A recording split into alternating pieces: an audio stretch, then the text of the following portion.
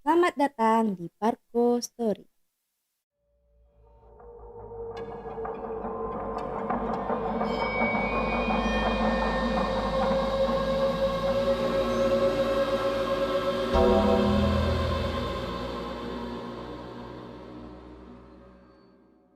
Hari ini kita akan membahas suatu cerita mistis yang berasal masih dari tanah Sumatera, terutama Sumatera Barat, lebih tepatnya Minangkabau, yaitu Palasi. Mungkin bagi orang Padang atau bagi orang Minangkabau, Palasi itu terdengar familiar karena cerita ini sudah turun-temurun di Minangkabau. Jadi apa Palasi itu sendiri? Bagi yang belum tahu apa itu Palasi, jadi apa Palasi itu? Jadi yang belum tahu apa itu Palasi. Jadi apa Palasi itu? Menurut kepercayaan orang Minangkabau, Palasi itu ada yang bilang suatu makhluk halus, ada juga yang bilang dia manusia biasa. Tetapi pada mitosnya, Palasi ini seperti perempuan pada umumnya. Perempuan ini menuntut ilmu hitam yang sangat tinggi dengan cara menghisap darah anak bayi atau memakan jasadnya. Konon katanya, ilmu ini digunakan untuk bertahan hidup. Kenapa bisa dikatakan untuk bertahan hidup? Karena dengan memakan dan menghirup darah anak bayi ini, mereka bisa... Kenapa bisa dikatakan untuk bertahan hidup? Karena dengan menghisap darah anak bayi ini dan memakan jasadnya, si Palasik ini bisa bertahan hidup bertahun-tahun tanpa makanan. Konon ilmu ini awalnya berkembang pada zaman susah-susah dahulu, di mana makanan sulit didapat pada saat itu. Maka dari itulah muncul suatu pemikiran untuk menuntut ilmu hitam berskala tinggi ini. Terdapat berbagai cerita mengenai rupa dalam bentuk Palasi ini. Ada yang bilang Palasi ini dalam bentuk kepala terbang, ada yang bilang kepalanya saja yang terbang, ada yang bilang badannya saja yang berjalan tanpa kepala, dan ada juga yang mengatakan Palasi ini ya seperti orang biasa aja, bahkan susah dibedakan dengan manusia lainnya. Menurut cerita yang berkembang di masyarakat Minangkabau, Palasi ini ada tergolong dalam beberapa bagian. Ada yang bilang Palasi Kuduang, ada juga yang bilang Palasi Bangkai, Palasi Angin, tergantung daerah masing-masing ya guys. Mitosnya, Palasi ini memangsa korbannya dengan 3 cara. Yang pertama, memakan bayi tersebut dalam kandungan sehingga bayi tersebut lahir tanpa ubun-ubun atau berkemungkinan besar bayi tersebut meninggal di dalam kandungan. Yang kedua, menghisap darah anak bayi yang sudah lahir atau yang baru-baru lahir. Yang ketiga, memakan jasad anak bayi yang sudah meninggal atau baru dikubur.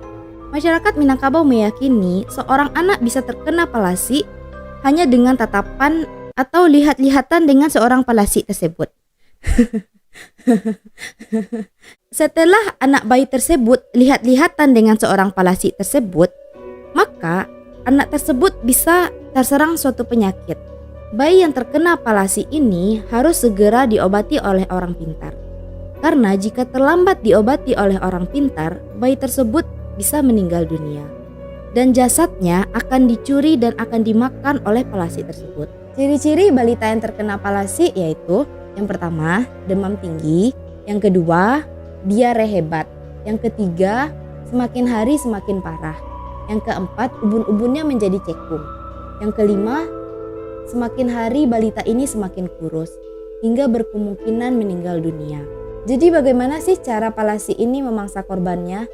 Pada mitosnya ada 2 cara Palasi ini memangsa korbannya.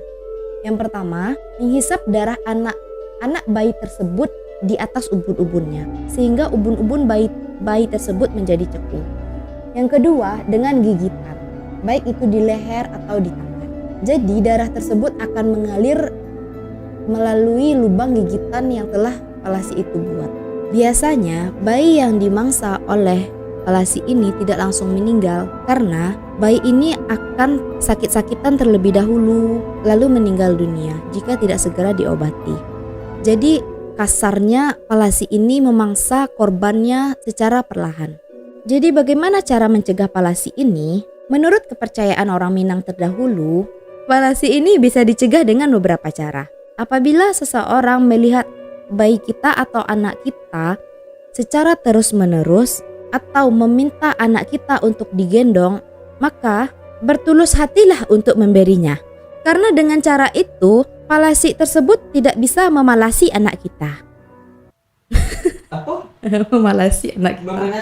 Memalasi anak kita. Memalasi enggak tuh?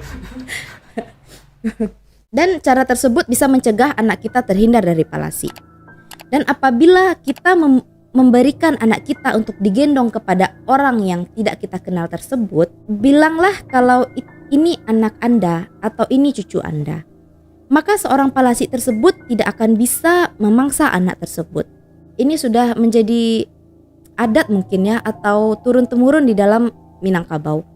Jika orang hamil atau orang yang baru melahirkan atau masih menyusui anaknya, jika kemana-mana atau keluar dari rumah itu akan diselipkan bawang putih di dalam bajunya. Karena menurut kepercayaan Minang, dengan menyelipkan bawang putih itu akan terhindar dari palasi. Karena pada dasarnya makhluk halus tersebut takut dengan bawang putih. Kemudian anak yang baru lahir akan diberikan gelang perak murni sampai mereka berumur 2 tahun.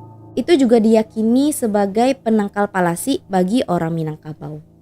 Makanya jika kalian melihat di Minangkabau ada anak-anak, pasti anak-anak kecil tersebut memiliki gelang perak di tangannya. Ada juga yang mengatakan untuk memakai besi berani. Besi magnet. Atau bisa disebut besi magnet ya. Tapi itu ya atau besi magnet.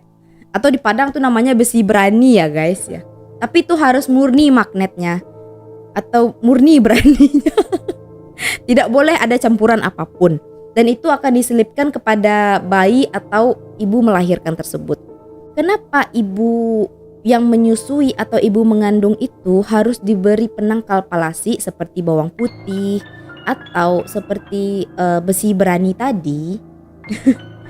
Karena besi magnet, karena kan jika dalam kandungan ibu tersebut akan mengalirkan makanan kepada anaknya. Jadi jika si ibu terkena palasi, maka berkemungkinan anak tersebut juga akan terkena palasi. Dan juga kenapa orang ibu-ibu menyusui diberi penangkal palasi, karena ibu-ibu tersebut akan menyusukan dan memberi susunya kepada anaknya. Jadi itu masih ada ikatannya gitu ya guys.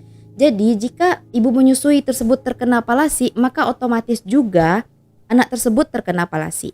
Walaupun ibu tersebut terkena palasinya di luar rumah dan anak-anaknya tinggal di rumah, di saat menyusui nanti anak tersebut otomatis akan terkena palasi juga. Kenapa palasi ini masih bertahan sampai saat ini menurut kepercayaan Minang? Karena palasi ini dilakukan secara turun-temurun atau ilmunya itu dilakukan secara turun-temurun dan diyakini berlaku hingga 7 turunan. Makanya hingga saat ini diyakini ada di Minangkabau.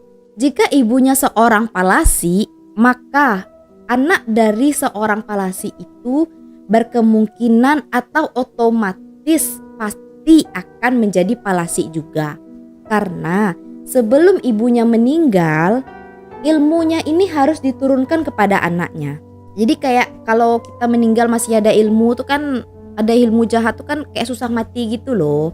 Seorang anak yang terkena palasi ini bisa diobati hanya dengan orang pintar, dengan ilmu tinggi, atau dengan palasi ini sendiri atau orang yang memelasi ini sendiri gitu. Tadi kan palasi ini definisinya tuh kepalanya terbang-terbang ya guys, kayak puyang gitu. Cara kerjanya sama dengan memangsa darah anak bayi. Di saat palasi ini berpisah kepala antara kepala dengan badan, itu badannya juga bisa cari makanan sendiri guys, atau juga bisa mencari mangsanya sendiri. Dan kepalanya akan mencari mangsanya juga tersendiri. Jika palasi ini bisa ditangkap, mereka bisa jadi kaya guys. Tapi bukan karena ginjalnya dijual, karena orang palasi ini akan memberikan apapun yang bisa menangkap palasi ini, termasuk itu uang atau apapun, agar rahasia si palasi ini tidak terbongkar. Apakah kalian percaya tentang palasi ini? Ini mitosnya ya guys, mitos dari masyarakat Minangkabau. Tetapi ada sebagian juga masyarakat Minangkabau yang tidak mempercayai mitos ini, apalagi di zaman modern. Menurut kalian apakah palasi ini nyata adanya atau tidak? Tidak ada salahnya mengikuti kata-kata orang zaman dahulu, atau lebih tepatnya lebih baik kita mencegah daripada mengobati. Tetapi itu balik kepada keyakinan kita masing-masing ya guys ya. Terima kasih telah menonton video kita hari ini. Jika ada teman-teman memberikan saran atau rekomendasi-rekomendasi video selanjutnya, silahkan kirim ke DM Instagram kita @parkoprojectofficial dan tulis komentar kalian di bawah tentang mungkin kritikan atau pengalaman-pengalaman kalian mungkin pernah bertemu dengan palasi, atau kalian punya cerita-cerita lainnya yang akan kita bahas. Silahkan komen di bawah. Jangan lupa like, share, dan subscribe. Dan nyalakan lonceng notifikasinya agar video-video kami terbaru masuk ke dalam notifikasi kalian. See you, bye.